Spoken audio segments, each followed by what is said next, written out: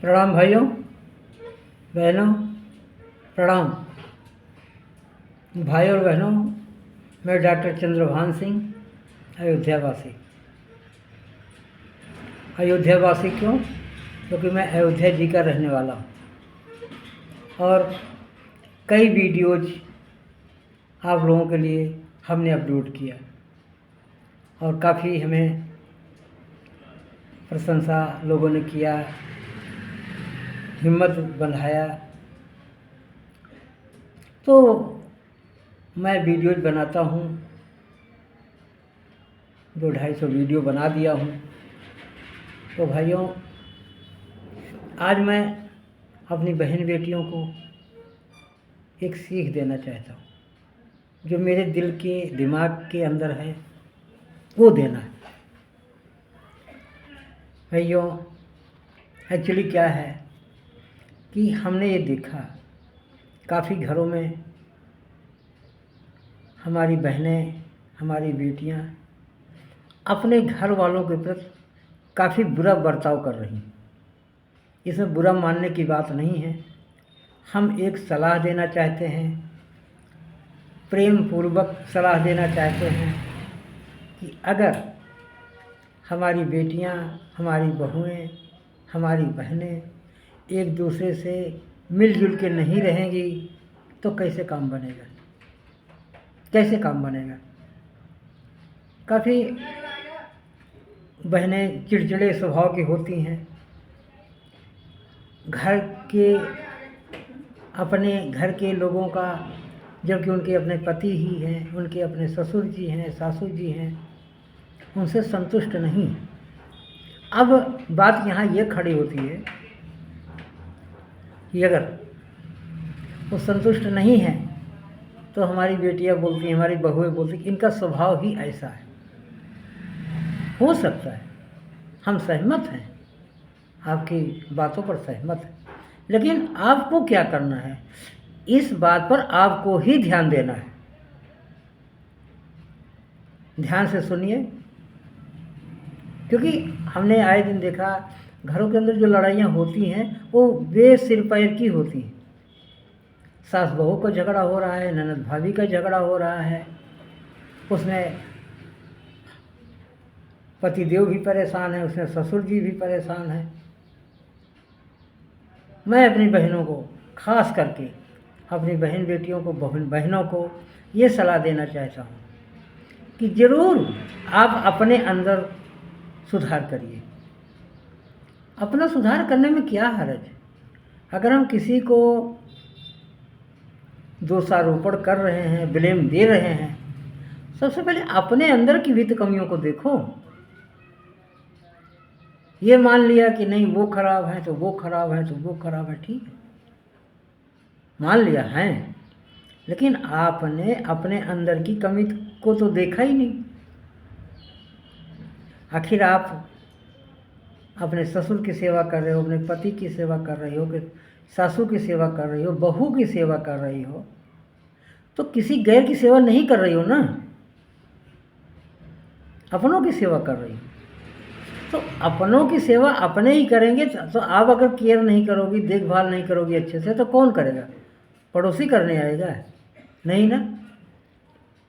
तो हम थोड़ा से सलाह देना चाहते हैं कि हर चीज़ में आप सभी लोगों को पहली बात तो एकजुट होकर रहना चाहिए। परिवार के अंदर एकजुट होकर रहना चाहिए और किसी को कोई तकलीफ़ ना हो, हमें एक दूसरे को ही समझना चाहिए। हमारे माध्यम से, हमारे बोली से और व्यवहार से, कट व्यवहार से हमारे घर में कोई आहत ना हो, कोई दुखी ना हो। पति भी पत्नी से प्यार चाहता है, पत्नी भी पति से प्यार चाहती है। इसी तरह से सास बहू एक दूसरे से प्यार चाहते हैं। जो घर में बड़े बूढ़े बुजुर्ग ससुर जी बैठे हैं, उनका भी मन करता है कि हमें हमारा पूरा परिवार सुख दे, शांति दे, प्यार दे। अगर आप नहीं दे रहे हो तो उनकी आत्मा को दुख होता है, तकलीफ़ होता है, वो अंदर ही अंदर कुढ़ते रहते हैं, किसी को कुछ कह नहीं पाते ना। अंदर ही अंदर कुटते रहते हैं। हमने देखा है काफ़ी बूढ़ी बुजुर्ग अगर घर में कोई चीज़ एक बार भी मांग लिया तो लोग उनको उल्टा बोलते हैं। नहीं, ऐसा नहीं होना चाहिए। अरे बूढ़े बुजुर्ग हैं, घर के सीनियर हैं, तुम्हारे ही जब तुम लोग छोटे छोटे थे, बाल बच्चे थे, तो उन्होंने ही पाला है। उन्होंने अपनी खुशियों का गला घोटा है तुम्हारी खुशी के लिए। अब आज वही बाल बच्चे उनको दुखी कर रहे हैं। ख्याल करो जब वो दिन जब तुम लोग छोटे छोटे थे, गोदी में लेके घूमते थे, उनको अपने लिए नहीं लेते थे, आपके लिए लेते थे। आपको पूछते थे क्या चाहिए बेटा, अपने लिए नहीं। तो आज उनको थोड़ी सी सेवा करके, समय पर खाना पीना देके, थोड़ी से मीठी बोल बोल के उनको आप खुश नहीं कर सकते। तो आप खुश नहीं कर सकते तो उसका परिणाम तो आपको ही भोगना पड़ेगा।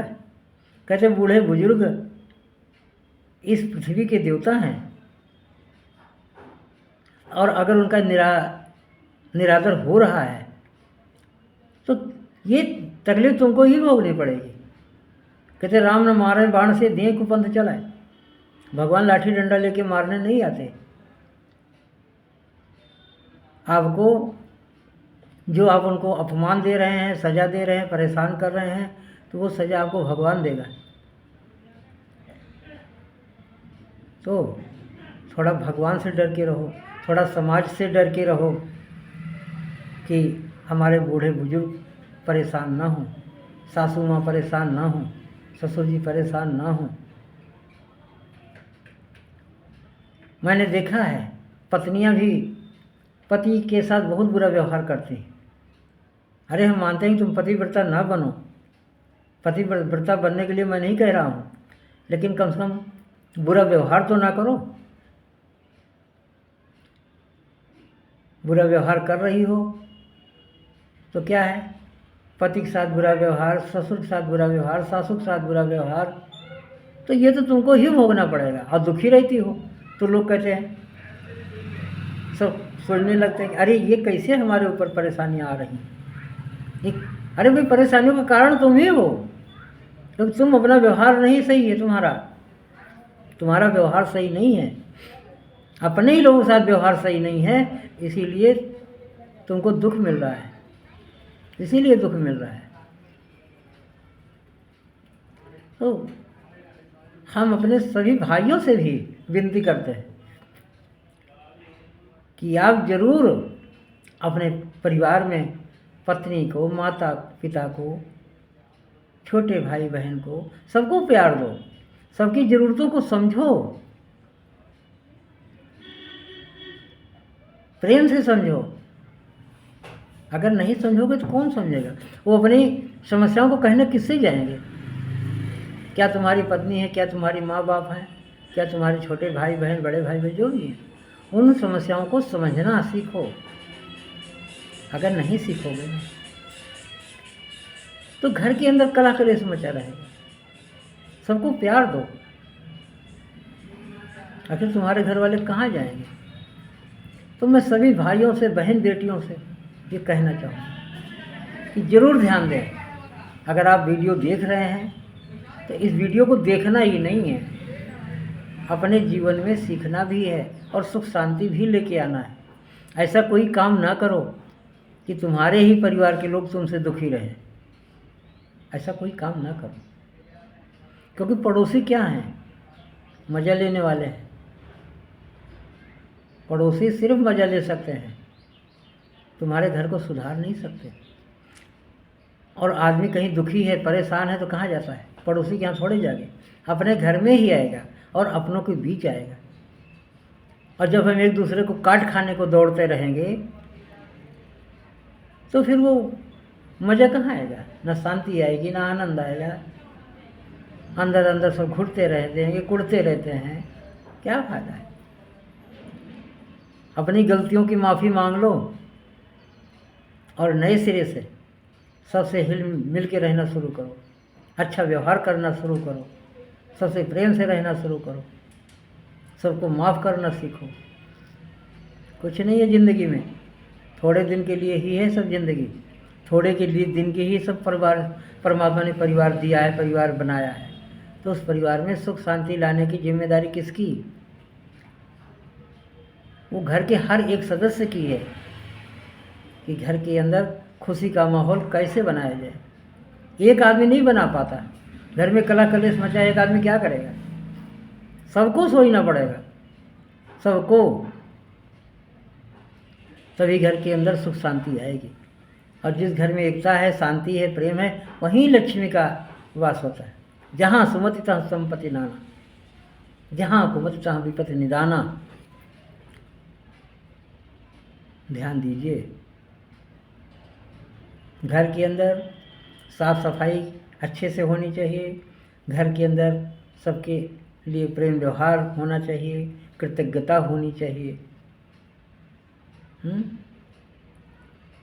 तभी तो घर का सुखद माहौल बनेगा।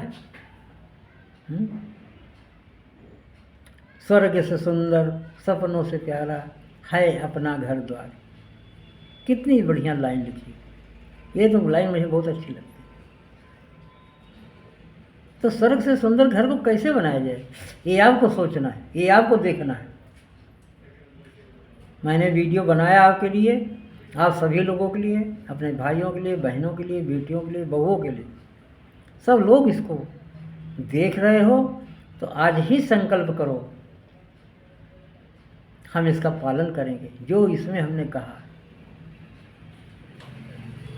जरूर आप इसका पालन करिए, अपने जीवन में लागू करिए, आपका घर सुखमय बने, स्वर्ग बने, ये हमारी हार्दिक इच्छा है, मैं चाहता हूँ।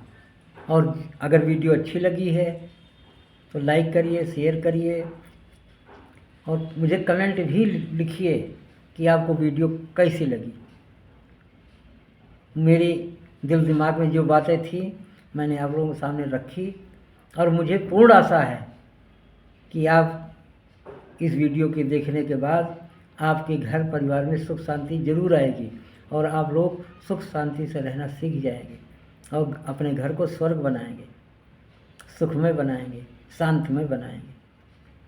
जय जय श्री सीताराम।